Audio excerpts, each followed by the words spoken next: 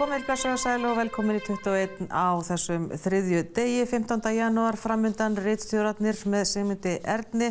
Það verður annar ritstjóri stundarinnar sem kemur til hans og það er Steingerður Steinarsdóttir sem verður þar líka, sem er ritstjóri vikunar, og svo ætlar Margrét Martinsdóttir að fá til sín Guðna Elísson, ræða loftslagsbreytingar langt sem við heyrt í Guðna.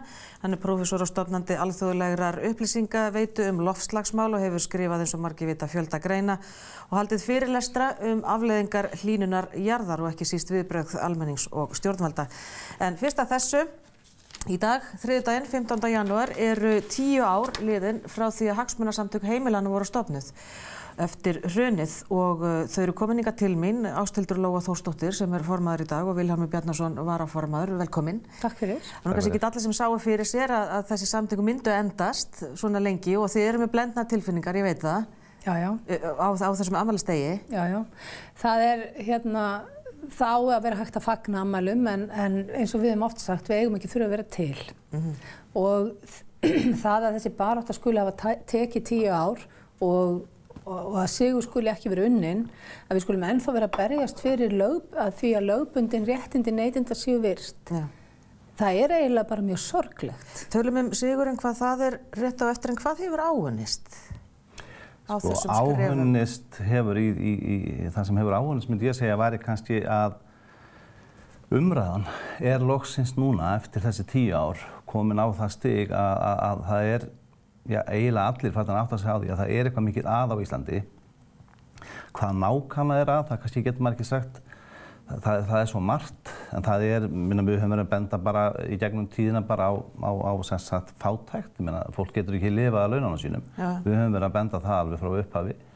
Við höfum verið að benda á vexti, verðtryggingu, bara stjórnkerfi, dómskerfið.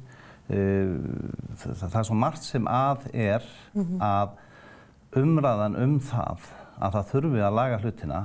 Það er það sem að við svona höfum kannski, við getum sagt að séu kannski mesti sigurinn okkar hingað til. Að koma þess á dagskrá? Já, kannski. Að þora að koma þess á dagskrá og að þetta sé komið á dagskrá. Þið sjáum nú bara umræðan til dæmis inn í verkalýðsfélögunum. Hún snýst þetta núna, að fólk get ekki lifað á laununum sínum, að hár kostnaður við að lifa bæði vegna húsnæðisliðar og annað, vegna vaxta og verðtryggingar. Það má nú benda á það að Ragnar Þór Ingólfsson til dæmis, hann er búinn að vera með okkur í hagsmunasamtökunum eiginlega alveg frá upphafi, var einn af stofnendum þar. En nú er verkalýðshreyfingin svona búin að grípa þennan kyndil, en þið eru ennþá að og langt í frá hætt að láta reyna til dæmis fyrir dómstólum ýmis mál. Það sem er núna í gangi, Ásthildur, það er mál sem að þið hafi vísað til Mannréttindadómstóls Evrópu, ekki satt? Já. Hvaða mál er það? Það snýst nú svona miklu leyti það að hvernig farið var með gengis, eða snýst það hvernig farið var með gengis lánahópinn eftir hrun. Það sem að lögvarnir réttindi þeirra voru bara, þau voru bara hunsuð. Það er bannað að breyta samningum neytenda í óhag eftir undirritun. Það er bara bannað að gera nokkra breytingar á samningum neytenda í óhag og það var samt gert og það var bara gert tekin svona einhver ákvörðun. Það er löngsaga á bakvið þetta, það var tekin ákvörðun inn í stjórnkerfinu, hún er alveg rakin til Steingríms Sigfússonar, þáverandi fjármálaráðherra og síðan sem sagt bara fer þetta í gegnum allt kerfið og í gegnum dómskerfi líka bara ákvörðun sem var tekin það að ef að þessi lán yrðu dæmd ólögmæt, sem var gert, að þá yrðu sett á þau seðlabankavextir og þetta bara má ekki. Já. Það fer ekkert á milli mála. Það er það sem þið viljið að Mannréttindadómstóllinn taki þá afstöðu til. Já. Og fá þá úr því skorið þar, því að þið hafi ekki náð eyrum þá dómstóla hér með þetta. Nei, dómstólar hér, ég verð nú bara að segja að við höfum bara orðið afskaplega litla trú á íslensku dómskerfi. Já. Það er eins og það vinni í því að, ég veit ekki hvað maður að segja, bara að verja kerfið, að verja það sem þar hefur verið gert, að verja fjármálakerfið, að verja þetta status quo sem að, ef svo maður segja verkalýðshreyfingin svo núna og margir fleiri að berjast gegn. Já, en er málstaðurinn svona veikur? Málstaður heimilanna? Nei, ég vil meina það að hann sé það ekki. Við eigum höfumrinni allt okkar megin, við höfum lögin okkar megin, við höfum stjórnarskrána okkar megin, við höfum réttlætið bara okkar megin, við höfum bara ekki peningan og völdin. Nei. Það er það sem við höfum ekki og svo náttúrulega þegar að þetta gert að einkamáli hjá hverjum og einum, þá ofboðslega erfitt fyrir hvern og einn að rísa upp og þurfa að takast á við þetta massífa bákn sem fyrir framan. Já, þið komið þá svolítið til skjalana þar. Já. Og náttúrulega eins og með þetta núna síðast með mannréttindadómstólinn. Já, sko þar að auki erum við náttúrulega ennþá með verðtryggingamálið okkar fyrir dómum og það fyrir hérna heima og það, ef við náum ekki réttri niðurstöðu í það, þá verðum við náttúrulega að fara með það út. Hvernig er það vaxið? Rifið þetta upp fyrir okkur stuðlega? Verðtryggingin var í sjálfu sér ólöglega útfærð á lánum heimilana en það saman með það eins og annað, dómskerfið hefur ekki viljað dæma það eftir lögum og bara réttindum eða stjórnarskrá. Hvað var ólöglegt við þau? Það var ekki rétt kynnt fyrir fólki. Hvernig verðtryggingin færi 26 milljóna króna lán sem áttu alltaf að borga allt upp í 560 milljónir fyrir tilbaka. Þetta var ekki kynnt fyrir fólki og rétt og löglega og við vildum alltaf að þetta tekið þess að nú vorum við að reyna að fá dóma á þetta áður en að bönkunum skiptu upp, áður en þeir leyft að skipta hagnaði út á milli kröfuhafa. En núna þetta komið þannig að ríkið, sko annarkvort það þannig að Hæstiréttur hafði vitlaust fyrir sér í þessu máli, eða þá að hvað var aftur? Ríkið, Alþingi. Já, Alþingi, já, fyrir ekki, það datt alveg að hugsa eitthvað annað. Sko annarkvort það þannig að Alþingi innleiddi ekki lögin rétt, eða þá að Hæstiréttur dæmdi ekki eftir lögunum sem eru innleidd. Já, það er grafalvarlegt mál. Það er grafalvarlegt mál og nú það þannig en þetta bara orðið gaffall sem við erum búin að setja á þá og þeir geta ekki dæmt nema annarkvort veginn. Annarkvort það sem sagt Alþingi sem innleiddi ekki rétt lögin eða þá að Hæstiréttur sem dæmdi ekki rétt eftir lögunum sem voru þá innleidd rétt. Og þá er ríkið orðið skaðabótaskil sem við ætlum okkur aldrei. Við ætlum okkur alltaf að þetta færi af hagnaði bankana áður en hrækamennir sem fengu skuldir heimilana á hrakfirði gætu skipt þeim hagnaði á milli sín. En hver þá staðan núna? Er þá að koma út úr þessu hjá Hæstarétti?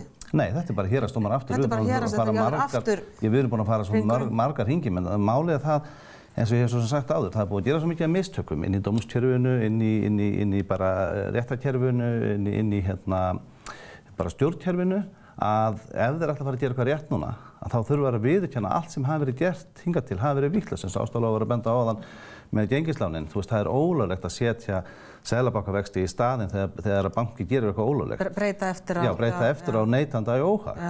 Og þetta snerist alltaf að þessu dómar sýndist okkur að gera þá sem voru með verðtryggðu ekki reiða út í með því að ef gengislánin hefur verið leiðrétt, þannig að þeir væru bara með 1% vexti, enga verðtryggingu, þá hefði náttúrulega allt verið brjálað verðtryggingamegin, þar sem 90% fólk sem var með verðtryggð lán, þá var þeir orðið brjálaðir og staðan fyrir til þess að varna því að þeir eru brjálaðir og kannski eru fara að taka þá á verðtryggingunni, þá voru bara þeir sem voru með gengistryggðu lánin bara settir í sama hóp. Og sem er ólöglegt. Já. Það var nú þessi leiðrétting svokallaða sem var gerð gagnvart heimilunum. Hvaða leiðrétting? Hvar kemur hún inn í þetta, þar sem fólk fekk nú einhverja niðurfellingar? Hvað varðar gengistryggðu lánin, þá voru engar niðurfellingar gerðar þar. Það sem að gerðist var að ef við tökum bara dæmi 30 milljón króna lán, að þá við hruni þá fór það upp í kannski 74 eða 5 milljónir. Það var ólöglegt, það mátti ekki. Síðan fellur dómur að þetta sé ólöglegt, þannig að þau í rauninni lækka niður í 30 milljónir aftur. Það er löglegt, það er það sem átti að gerast. Nema þá fyrir í ganga allur þessi farsi sem að fer svo í það að Hæstiréttur dæmi seðlabankavexti, hann dæmir vextina í lánunum ólöglega með einhverjum orðum órjúvanlega tengingu á milli gengistryggingar og vaxta sem hvergi til í hugarheimi Hæstaréttar.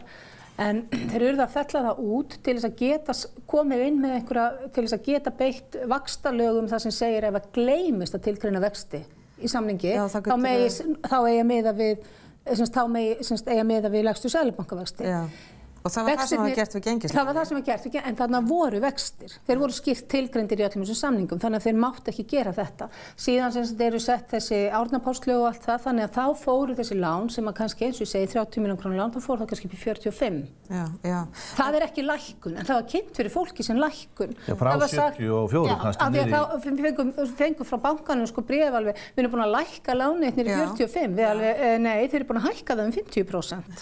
Það var það sem var gert vegna þess þetta sem var 75 milljónir, það var aldrei leyfilegt. Nei. Þannig að þetta leiðréttingin sem að fólk á að hafa fengið. En sko, þið talið náttúrulega eins og sko þekkingin, sérfræði þekkingin sé ekki til staðar innan dómstólana? Ég held að það sé meira bara hunsun. Ég held bara því miður að dómstólar í dag þeir ganga bara erinda. Því miður. Það náttúrulega rosalega ásökun. Það bara mjög, já ég veit það, en eins og þú sagðir áðan, ég meina það mjög alvarlegt ef að dómstólar dæmi ekki eftir lögum. Allstaðar í Evrópu neytendarétturinn settur ofar öðru. Það að segja, bankar komast ekkert fram hjá neytendaréttinu nokkurs staðar í Evrópu. En hér bara látið eins og hann sé, ég veit ekki eitthvað án og brauð, sem að megi bara svona henda til liðar. Það var náttúrulega líka þannig en að við erum að eiga við erum sjálfboðaliðar. Við erum búin að vinna í þessu sjálfboðaliðastarfi í 10 ár, þú veist, með engin laun, hjálpa fólki út allt, talandi sjálfsmorð, missa allt sitt, skilnaði og bara í örvilnum. Þetta það sem við höfum verið að gera í sjálfboðavinnu á meðan bankarnir eru með tugi og hundruð lögfræðinga á sínum snærum, alla peningar landsins á bakvið sem hafa verið að taka af heimilunum, 700 milljarða og meðan eru við að berast við þetta, en þetta var pólitísk og stjórnmálaleg og kerfisleg ákvörðun að gera þetta á þennan veg, því miður, en þetta jafn ólöglegt fyrir því. En ég meina hverjum í óhag að leiðrétta hlut heimilana? Þeim sem eiga bankana og peningana og vogunarsjóðana og fengu skuldirnar okkar á 1–10%. Það þeim mjög mikið óhag að það gert á annan hátt heldur en þetta. Sko það sem náttúrulega málið að lög eins og hluti eins og neytendarétt eða stjórnarskráin eða stjórnarskrárvarin réttindi, þau eru sett, sko þau í rauninni hafa engin sérstök áhrif á okkur þegar allt í lagi. Þá enginn að velta þessum réttindum fyrir sig.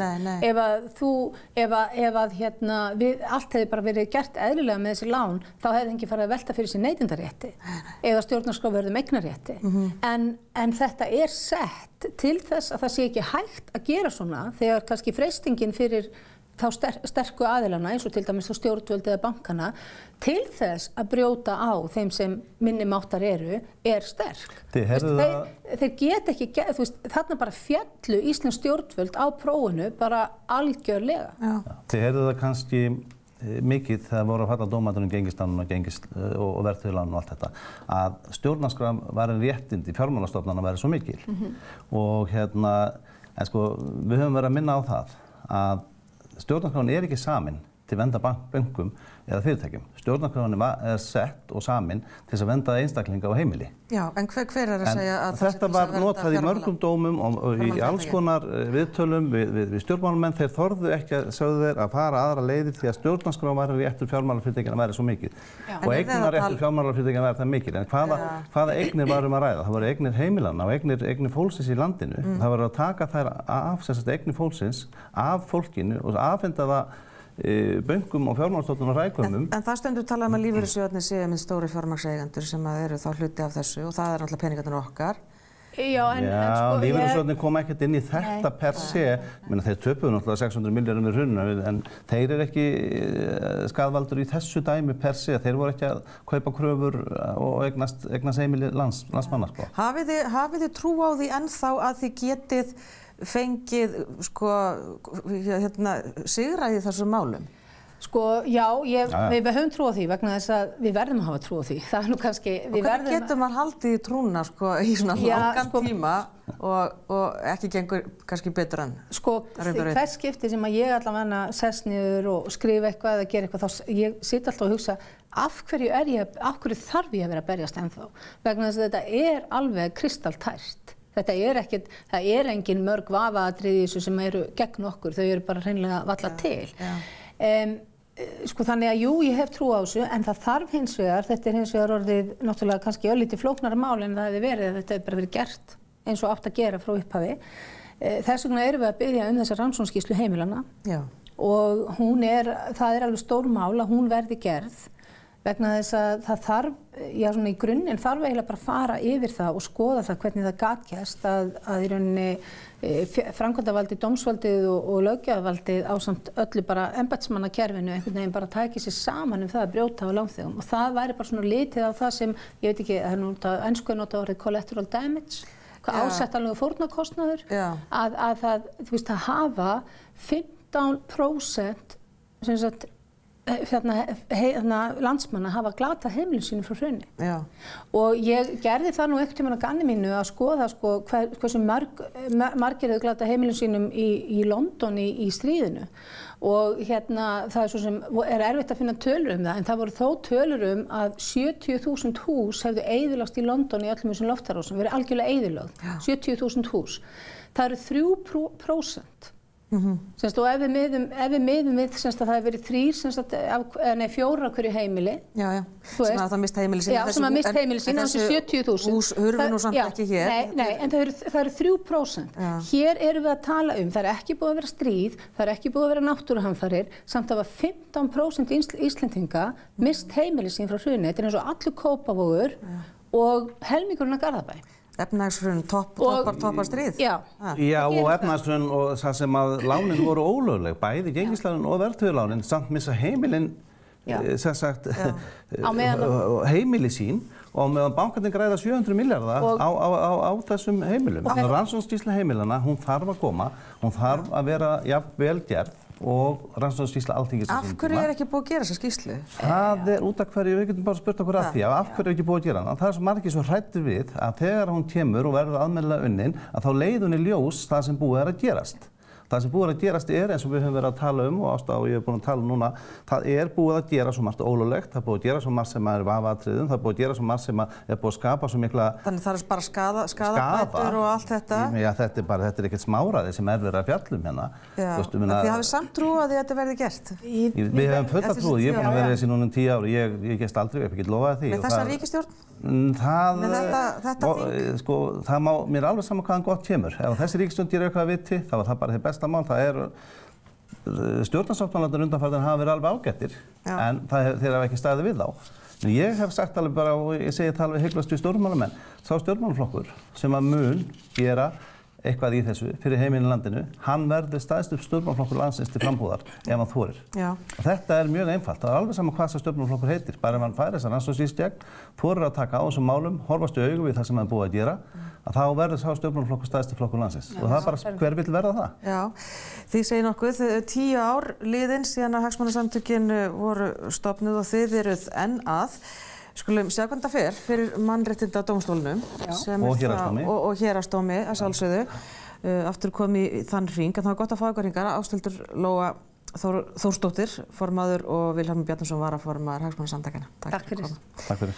En næst er það Margrét Marteinsdóttir sem fær til sín Guðna Elísson, prófessor, og í lokin það ritstjórarnir með Sigmundi Erni, hann fær til sín góða gesti að vanda. En næst stuttar auglýsingar.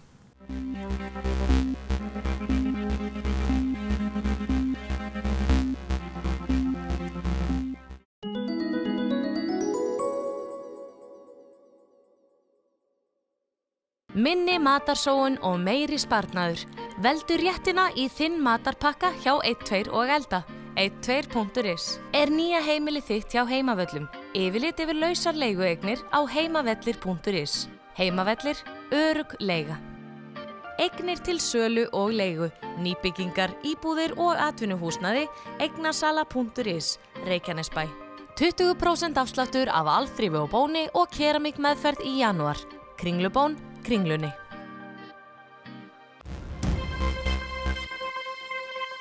Já, komið sæl aftur og næsta þessu. Loftslagsbreytingar eru þegar farnar að hafa áhrif á veðurfar á jörðinni. Það berast daglega nýjar fréttir af afleiðingum hlýnun jarðar, allar slæmar. Nýjasta stóra fréttin af þessum málum eru niðurstöður viðamikillar rannsóknar heimshöfin. Þau hlýna mun hraðar en áður var talið. Guðni Elísson, prófessor og stofnandi alþjóðlegrar upplýsingaveitu loftslagsmál. Hann hefur skrifað fjölda greina og haldið fyrirlestra afleiðingar hlýnunar jarðar og ekki síst þá viðbrögð almennings líka og stjórnvalda. Og hann er sestur hjá Margréti Marteinsdóttur. Já, Guðni, hann hefur skrifað fjölda greina og haldið fyrirlestra loftslagsmál síðustu ár. Hún fylgjast með þessum málum í hvað, áratugi?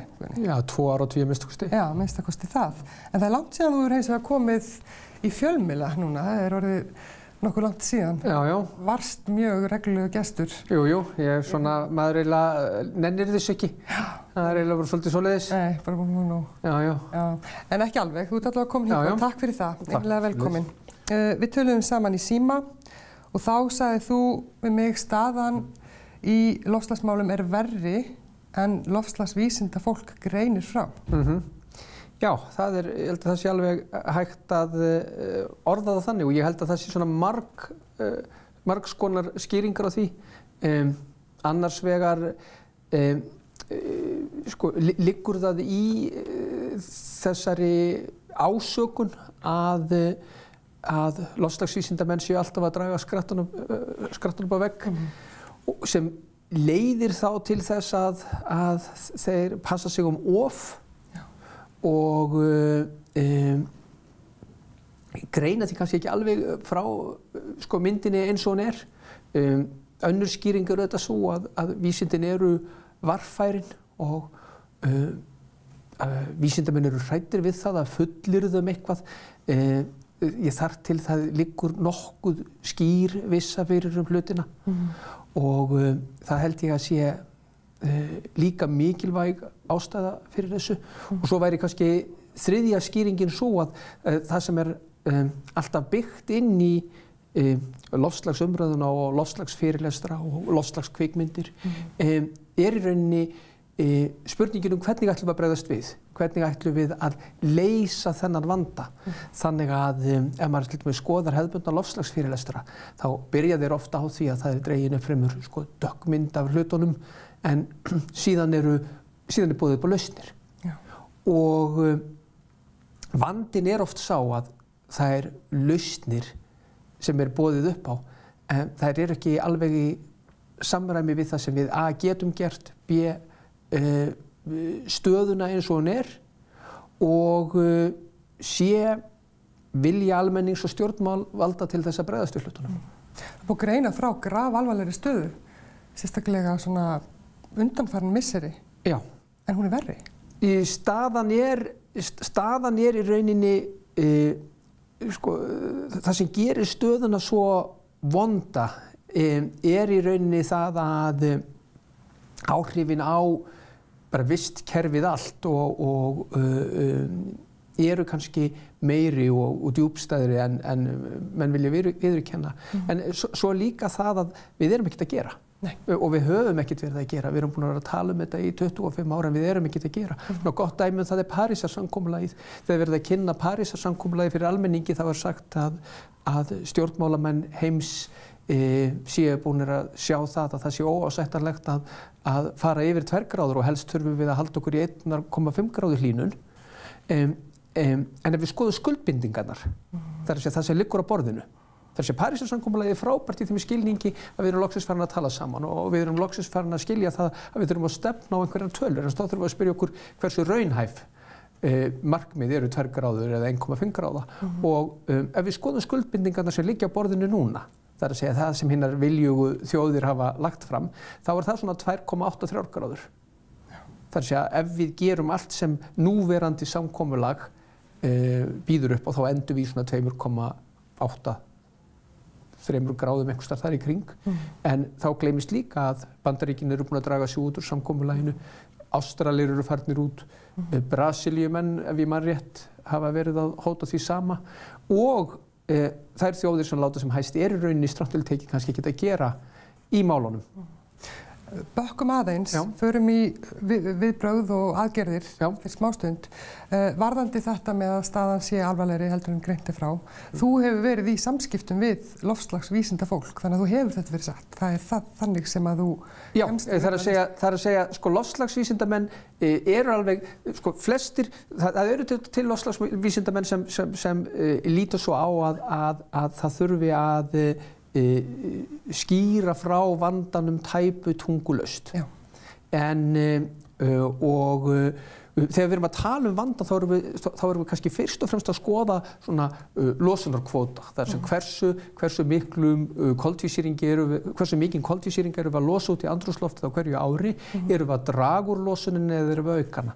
Og ef við skoðum þetta í sögulegu ljósi, þá hefur við aldrei í rauninni náð því að draga úr losun eitt einasta ár niður fyrir svona ásættanleg markmið. Ef við setjum okkur það markmið að ná okkur niður fyrir 2 gráður, þá þyrftum við væntanlega, eða þú veist 2010-11, þá þyrftum við að draga úr losun 5,1% á ári. Við höfðum aldrei náð þeirri tölu frá stríðslokum. Það sem hefur gerst síðan 2010 svo það að við höfum bætt í. Þetta náði svona ákveðnum svona jafnvægi milli 2013-14 og 2016. Þar sem losunin var í jafnvægi, hún hvorki jókst né minnkaði, en síðan 2017 þá bættum við í og 2018 erum við líklega að bæta í líka, þannig að við höfum aldrei rauninni losað meiri koltvísýring en við gerum núna. Og þessi koltvísýringur, hann upp í andrúmsloftinu, hann situr þar og sem þýðir þá það að þegar við förum loksins að bregðast við, þá þurfum við að bregðast við þessu viðbótarmagni sem í andrúmsloftinu. Það þýðir að aðhaldsaðgerðirnar þurfum að vera enn strangari og enn rosalegri heldur en þær hefðu þurft að vera. Og í ofanálag erum við svo með almenning sem vill ekkert gera. Því að þó að, þú veist, fólk flest segi, jú, við þurfum að bregðast við þessu af alvöru, þá fylgir hugur ekki máli. Við erum ekki til í að fórna einu eða neinu. Besta dæmið það núna það sem að gerast í Frakklandi, þar sem fólk hópast út á göturnar og mótmælir eldsneytisskatti og með því í rauninni að senda mjög skýr skilaboð til stjórnmálamanna það að hvers kyns aðhaldsaðgerðir sem bitni á efnahag almennra borgara verði ekki liðnar. En það sem við þurfum að átta okkur á það ef við ætlum að taka á þessu máli, og þetta nokkuð sem hægri menn skilja fullkomlega, vinstri menn skilja ekki eins vel finnst mér, að ef við ætlum að taka á þessu máli, þá þýðir það efnahagslegar þrengingar, það þýðir það að við munum hafa minna á milli handana til þess að lifa því lífi sem við erum að lifa í dag. Þannig að hægri menn segir þetta nú tengt við kapitalisma, hansi rækilega og það nú auðvelt að færa rök fyrir því. Já. Að hlýnun jarðar sé að völdum þess í rauninni á mörgu leyti, þeirri hugmyndafræði útskýrið aðeins betur. Já, sko, við gætum í rauninni flækt þetta ennþá meira og sagt í rauninni vandamálið, það vandamál sem við stöndum frammi fyrir kapitalískt vandamál, einfaldlega vegna þess að kapitalismin svo sem hugmyndafræðilegt tæki, svo öflugt tæki. Það að segja að hann sýndi mjög fljótt fram á það að það var hægt að skapa miklu meiri lífsgæði í gegnum hið kapitalíska kerfi heldur en í gegnum til dæmis kommuníska kerfið. En ef við skoðum til dæmis svona, efnishyggju í ráðstjórnarríkjunum, þá kemur í ljós að það var gríðarleg aukning á efnahagslegri velsæld í Sovétríkjunum á tímum kalda stríðsins. Miklu fleiri ísskápar og bílar og svo framvegis. En þeir stóðu sig ekki í samkeppninni við kapitalistan á Vesturlöndum. Þannig að ég myndi rauninni vara svolítið við þeirri hugmynd að segja það að kommunismi sé á einhvern hátt hentugri aðferð til þess að glíma við loftslagsmálin en kapitalismin, einfaldlega vegna þess að kommunismin gekk líka út af meira á öllu en þar var það bara spurningin jöfnuð að hinum efnislegu gæðum dreift jafnt á alla íbúana, þannig að en það breytir auðvitað ekki því að við þurfum á einhvern hátt að stokka upp þetta kerfi og við þurfum að endurhugsa það hvernig við skilgreinum í rauninni velferð okkar sem tegundar út frá þessum efnislegu gæðum. Hefur þú trú á því að það muni gerast? Ég tel það fremur ólíklegt. Ég tel það fremur ólíklegt einfaldlega vegna þess að það liggja svo miklu svona stundarhagsmunir undir og þegar svona stundarhagsmunir liggja undir þá gerir það að verkum að við nálgumst staðreyndir á annan hátt heldur en við myndum annars gerast. Ef ég segði til dæmis við þig svona konudagurinn verður 23. febrúar, eða myndi skrifa það á netið, þá myndu kannski einhverjir googla það og komast að því að þetta væri rangt hjá mér. Konudagurinn væri 24. febrúar, en það væri ekkert hitamál. Ef ég segi loftslagsbreytingar eru raunveruleiki og þær eru af mannavöldum, þá er miklu líklegra sú staðreynd, og það staðreynd, veki sterkar tilfinningar vegna þess að það hangir eitthvað annað á þessari staðreynd. Það er að segja einhvers konar hagsmunir sem skipta máli. Það er til dæmis erfitt að mæla gegn skógarhöggi í samfélagi þar sem allir eiga afkomu sína af skógarhöggi. Og það er svolítið með loftslagsmálin þannig að þau hvíla svolítið á þessu vandamáli, en það breytir því ekki að þau eru veruleiki. Staðreyndir eru þessir hlutir sem eru til staðar burt sér frá því hvort þú trúir á þá eða ekki. Og þetta eru raunveruleiki og við erum ekki að bregðast við því. Það hefur margt fólk verið að reyna að koma skýrum skilaboðum á framfæri og við bröðum kannski staðið dálítið á sér. Það sé alveg hægt að segja það. Einn þeirra er Naomi Klein, kanadískur rithöfundur. Nýjasta bókin hennar sem kom út reyndar í íslenskri þýðingu í haust eða í vetur, fyrir í vetur. Þetta breytir öllu. Þú ert búin að fara og þú ert búin að lesa þessa bók. Hún vakti mikla athygli eins og aðrar bækur Naomi Klein. Hvað finnst þér hennar nálgun? Margt af því sem Klein bendir á er hárrétt. Ég myndi segja megingallinn við bókina liggur í því að Klein í rauninni varpar ábyrgðinni á stjórnvöld og segir stjórnmálamennirnir verða að leysa þetta, og í rauninni má segja að það sé svona tveir meginþræðir í lausna orðræðunni. Annars vegar liggur það í kröfinu það er ríkið og alþjóða samfélagið takja vandanum, og hins vegar í einstaklingsbundnu kröfunni, og einstaklingsbundna krafan getur tekið á sig svona fáránlegar myndir eins og það að skipta út, nota sparperur og svo framvegis og bambustannbursta. Þannig að það sem ég myndi segja, og þetta er ekki almenn skoðun, þetta er mín skoðun á málinu, ég lít svo á að við getum ekki slitið þessa tvo þætti sundur. Það er að segja að ef við ætlum að láta stjórnmálamennin okkar taka á málunum af alvöru, þá verðum við að brenna fyrir þessum málum sjálf. Við getum bara tekið MeToo sem dæmi. Að meðan allir eru samþykkir því að ofbeldi gegn konum sé, það sé vandamál, en við erum ekkert að gera í því og við verndum ofbeldismennina, þá kemur engin þrýstingur á hvorki löggjafann né dómsvaldið til þess að nálgast þetta stóra og djúpa vandamál á öðrum forsendum. En leið og við förum að brenna fyrir því sjálf, þá breytum við hlutunum. Það er alveg sem með loftslagsmálin að við verðum að hætta að hugsa loftslagsmálin bara með heilanum. Við þurfum að hugsa þessa hluti með, ég tók í líkingu með hjartanu líka. Það er að segja, það er ekki fyrir við finnum það á okkar eigin skinni, við finnum það í tilfinningalífinu. Þetta mikla óréttlæti sem við erum tökum sjálf fullan þátt í að framfylgja. Þegar við séum stopp við því, þá fara stjórnmálamennirnir að hlusta. Þeir stjórnmálamenn sem vita að þeir verða kosnir út af alþingi eftir 4 ár ef þeir fylgja hugsjónastefnu sinni, eru fáir. Þannig að ég myndi segja að vandinn í hugmyndum Klein liggur kannski fyrst og fremst í því að hún færir ábyrgðina frá okkur sem einstaklingum yfir að stjórnvöld, en gerir sér ekki grein fyrir því að það er í rauninni ekki fyrr en fólkið, almenningur, brennur fyrir einhverju að breytingar verða. Breytingar verða ekki öðruvísi. Og það hefði samt tækifæri Guðni til þess að tala við stjórnvöld og þú værir alveg viss að þau myndu hlusta og bregðast við. Hvað myndur þú segja? Áttu þá við íslensk stjórnmál? Já, byrjum það. Ég hef verið með, ég hef í gegnum árin flutt inn þekkta loftslagsfræðinga, heimsþekkta loftslagsfræðinga sem flutt hafa fyrirlestur á Íslandi og ég hef verið með lokaða vinnufundi oft á undan eða á eftir og þar hef ég boðið formönnum stjórnmálaflokka að mæta og hlusta og bregðast við og verið með slíka vinnufundi.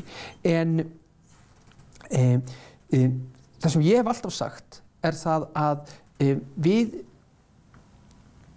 erum bara fyrir tilviljun í svolítið einstakri stöðu í þeim skilningi að við erum með þessa grænu orkugjafa og það sem við hefðum getað gert það við hefðum getað sett mjög skýr skilaboð út í samfélagið og út í umheiminn það að við ætlum að vera leiðandi í þessari baráttu og það hefði getað haft ýmsa svona efnahagslega kosti líka í för með sér. Þetta hefði getað verið, við hugsum þetta bara kalt og þetta hefði getað verið gott svona sletti PR-move. En mér hefur síðan svona áhugin verið að takmarkaður. Eitt af því sem maður sér núna að samgönguráðherra ræða það að niðurgreiða flug innanlands að einstaklingar sem eru innan 2 tíma radíus frá borginni geti flogið í bæinn og auðvitað eigum við ekki að fara þessa leið. Íslensk stjórnvöld að gera allt of lítið í því að bregðast við loftslagsvandanum og þó eru við ein af þessum þjóðum sem höfum tækifæri til þess að við höfum ákveðið forskot en við erum ekki að nýta okkur það. Niðurstaðan bara rétt að lokungunni bara svo það þarf meiri háttar breytingar. Það þarf algjör og hugarfarsbreytingu, alveg meiri háttar hugarfarsbreytingu. Sérðu fram á að það sé að fara að gerast á allra næstu árum bara örstutt svona að lokum?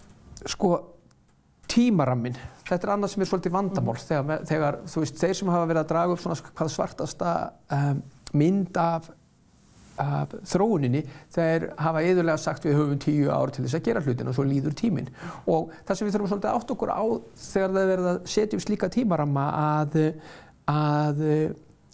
ef við hefðum brugðist við til dæmis 1990 og við hefðum brugðist við af festu þá hefðu afleiðingar þeirra loftslagsbreytingar sem þegar voru komnar inn í kerfið ekkert orðið verulegar.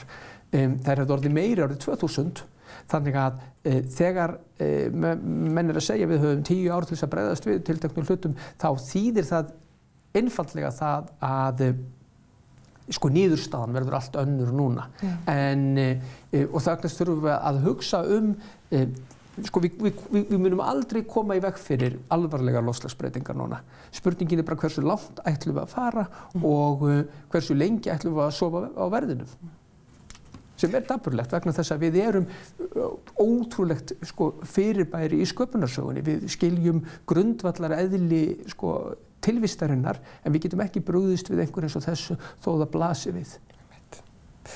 Takk fyrir þetta. Takk sömuleiðis. Og við höldum áfram hér eftir smástund.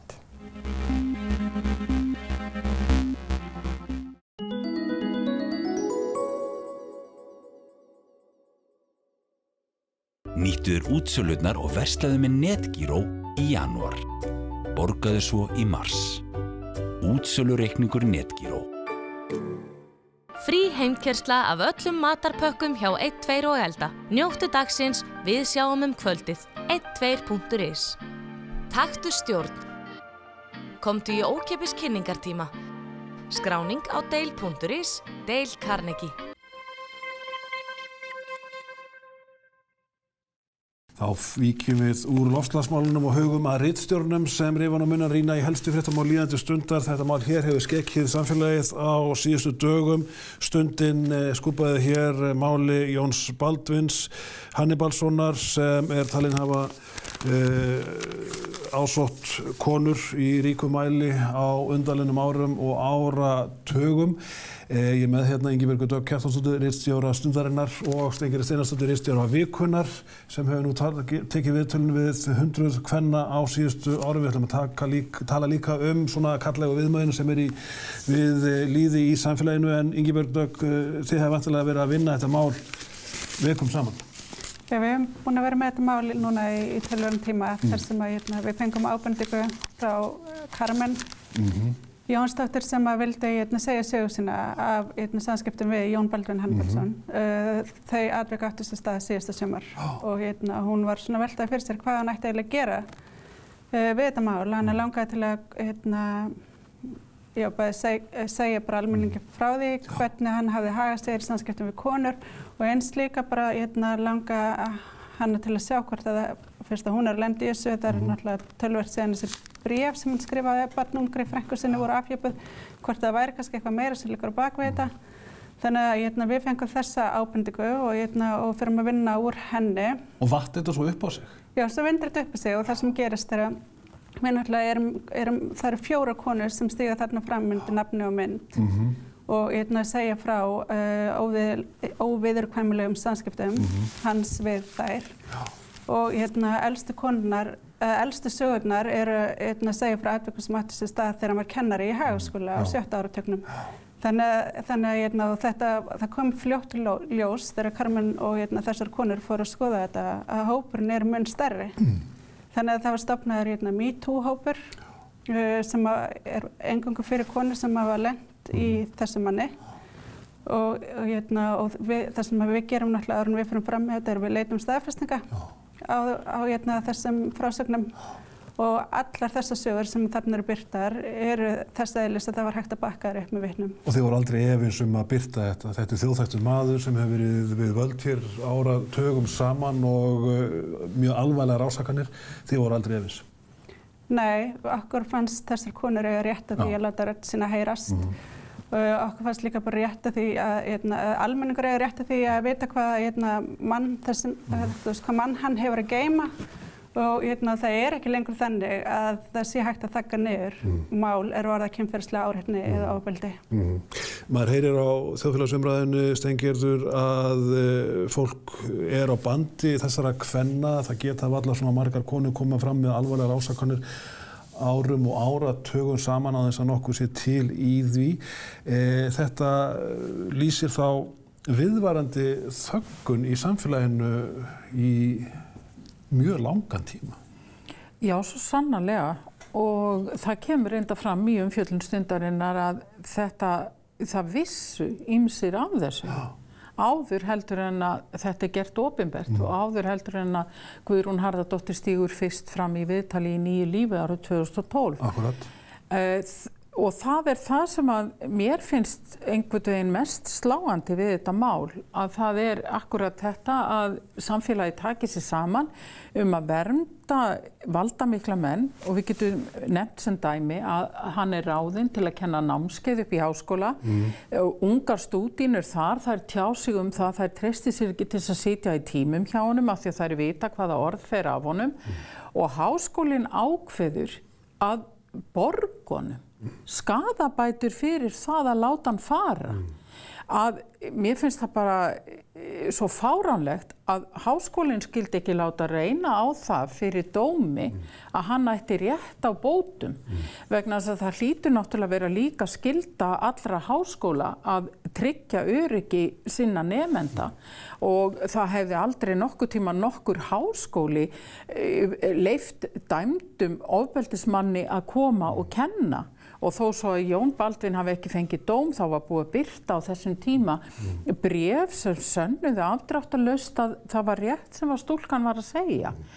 Og það er eins þetta að það talaði í Stundinni að það var búið að heyrast ávæningur af þessu víðar. Að menn höfðu vitað af því að bréfin voru til. Menn höfðu líka heyrt ýmsar sögur af honum. Og það er sagt frá því að þegar hann á að kenna námskeið í Samfylkingafélaginu í Reykjavík að þá ákveða þeir að halda honum sem kennara þrátt fyrir það að það verði til þess að Ingibjörg Sólrún sagði sig úr Reykjavíkur félagi Samfylkingar. Hann er alltaf látið njóta vafans. Hann er alltaf látið njóta vafans og þetta er þetta tipl sem að samfélagið hefur hingað til haft í kringum öll svona kynferðisbrotamál. Af einhverjum ástæðum þá er þetta svo miklu viðkvæmari mál heldur en aðrir glæpir og kannski af því að þetta tengist kynlífi eða kynferði, ég vil nú ekki líka þessu við kynlíf, en þá er eins og fólk verði svo ofboðslega feimið og maður verður einhvern veginn að velta því fyrir sér ef annars konar glæpi væri að ræða, hefði viðbrögðin verið önnur. Ef upp hefði komið til dæmis að kennari við háskólan væri ekki með hreint sakavottorð og hefði framið einhvern annars konar alvarlegan glæp. Þá hefði verið ekki öðruvísi ás. Já. En sko Ingibjörg, það mjög athyglisvert sem Guðrún Harðardóttir, dóttir Magdalenu Schram, systur Bryndísar, Magdalena dáin fyrir mörgum árum, langt fyrir aldrei fram, blessuð minning hennar. Hún kemur fram með þetta mál sitt 2012, fyrir bráðum 7 árum, þetta langur tími. Þá svona virtist sem samfélagið yppti öxlum. Og það voru fáar ef nokkra konur sem komu í kjölfarið og sögðu sína sögu. Það er mikið breyst á þessum 7 árum. Þetta vil segja okkur kannski að árið 2012 var samfélagið ekki tilbúið að takast á við þessu umræðu. Árið 2012 þá að verða þessi stað einhvers konar samfélagsbreyting. Ég er búin að vera að fjalla kynferðisofbeldi núna í 10 ár eða lengur í fjölmiðlum. Á þeim tíma sem ég er að byrja að fjalla það, þá er ekki sjálfsagt að konur stígi fram undir nafni og mynd. Af hverju var það þannig? Voru konur bara skammaðar fyrir að gera það? Já. Skömmin á svo mikil? Það er náttúrulega þannig að... Það var ekki búið að skilja henni? Nei, þess að gerendur voru ekki gerðir sýnilegir á þessum tíma. Og líka bara þegar við tala þessa þöggun, muni hvernig fór fyrir konur sem að reynda að ásaka biskup kynferðisbrot árið 1996 fyrst. Þær fengu að heyra það? Fengu ekki bara að heyra, einu þeirra flúði land og hefur aldrei búið í Íslandi síðan af því að hún var fyrir stöðugu áreiti af hálfu fólks og það skrifaði blaðagreinar og hana hversu rætin hún væri og illa innrætt. Það sem að gerist þegar Þóra Tómasdóttir birti þessi bréf og þá er þessi breyting að eiga sér stað smám saman. Konur eru í ríkara mæli að stíga fram. Í nýju lífi? Já, í nýju lífi og bara alls staðar í samfélaginu. Það eru fleiri mál sem voru gerð upp á svipuðu tímabili. Biskupsmáli hefur tekið fyrir og húsavíkumálið og mörg svona mál sem held ég breytti svolítið umræðinu. En það sem gerðist þarna er að það ráðist á fjölmiðlinn. Það er talað að Þóra hafa farið fram með þetta að það sé einhvers konar fjegraðyggi fjölmiðlamanns og athyglisýki og ég veit ekki hvað sko. Og bara einhver öfgafeminismi? Öfgafeminismi, já. Ég meina þannig þetta var afgreitt þannig? Þannig var líka að tala konurna sem mótmælti hann fengi að kenna við háskólann eftir að bréfum voru afhjúpuð. Og ég var einmitt í einhverju samræðum í gær þar sem við vorum að velta fyrir okkur hvort að það hefði mátt lesa út úr þessum bréfum að þarna væri kannski eitthvað meira, þú veist. Að hann hefði kannski verið að gera eitthvað annað heldur en bara að skrifa þessi bréf til barnungar og frænku sinnar og eftir þetta fór ég að hugsa bara hvenær er no. Þú veist, er kannski no að hann hafi orðið uppvist að því ég klæmast við úlingsfrænku sína sem sagt konu tengda inn í fjölskylduna sem er bara úlingur og barna aldrei þegar hann byrjar að klæmast við hana. Þú veist, var það kannski bara no? Hefði kannski bara átt að þess þurfti kannski ekkert endilega að stíga fram fjöldi kvenna sem segir hann hafa áreitt sig í gegnum tíðina til þess að það hefði einhver áhrif á stöðans í samfélaginu eða ferilans. Akkurat. En sko enga síður í dag, það er komið 2019, þá tekum við eftir því að fjölmiðla tipla á tánum kringu svona mál, enn þann dag í dag. Ég tók sérstaklega eftir því að þegar stundin kemur fram með þetta stóra mál fyrir nokkrum dögum, þá svona tekur DFF undir fyrst, aðrir miðlar, þeir hingra. Þeir þora ekki strax í málið, það eru meðal ljósvakamiðlarnir, það eru meðal Hringbraut og aðrir miðlar. Og RÚV til dæmis. Þannig að menn svona, enn þann dag í dag, þora ekki að vaða í þessi mál. Ef þetta væri annars konar mál, þá er það bara tekið upp eins og eðlilegt fréttamál. En þetta mál, að það hverfist þjóðþekktan stjórnmálamann, mann sem hefur sett sterkan svip á samfélagið langt árabil, þá eru fjölmiðlar ennþá hikandi. Já, og það einmitt tengist þessu sem ég var að tala að við tiplum á tánum í kringum þessi mál á meðan við erum ekki hrædd við að vera afgerandi og taka fast á og ákveðið á annars konar glæpum.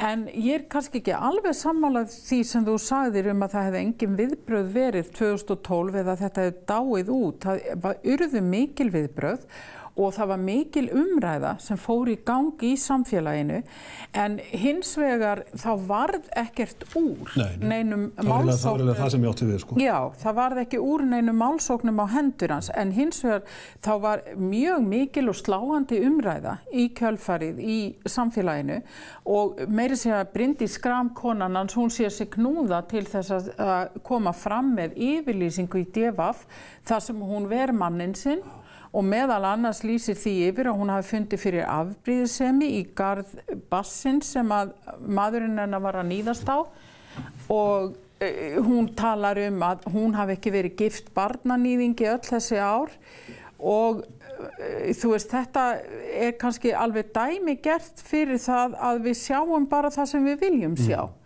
En ég alveg sammála því að það hefur margt breyst á þessum 7 árum og það margt sem að koma fram núna og við erum farin að taka allt öðruvísi á þessum málum. En það sem svo ofboðslega sláandi við þetta mál einmitt eins og þú veist að benda á þetta hik og þetta hik sem hefur verið í gegnum tíðina alla tíð að taka á þessu. Og þetta að maðurinn skuli vera ráðinn til þess að gera útvarpsþætti, að það skuli þykja sjálfsagt að eiga að fara að gefa út bók hann sem að reyndar mér skilst að hafi núna verið frestað. En í þetta alltaf saman hans. Já. Þriðja ævisagan hans. Nei, þetta safngrein hans. Já, og og þú veist maður veltir fyrir sér sko þegar að þú veist þetta að þá, þú veist, veltir maður svona fyrir sér af hverju ennþá verið að hygla og hampa og sýna virðingarvott mönnum sem búið að sýna fram á að misnotuðu stöðu sína og ég tek undir það sem að Ingibjörg var að segja að hvenær nóg? Ekki bara fjandans nóg að hann hafi skrifað andstyggileg og ljót bréf til Bass? Sem hann búinn að biðjast afsökunar á, við skulum taka það fram. En gott og vel, bjuggust þið við að aðrir fjölmiðlar myndu stökkva á þetta strax? Eða áttu þið von á því að fjölmiðlar myndu hika eins og þeir gerðu flestir hverjir? Sko í rauninni það hægt að koma mér óvart. Því við höfum oft átt þessa reynslu að aðri fjölmiðlar þeir hika þegar við erum að fara fram með umdeild eða óþægileg mál.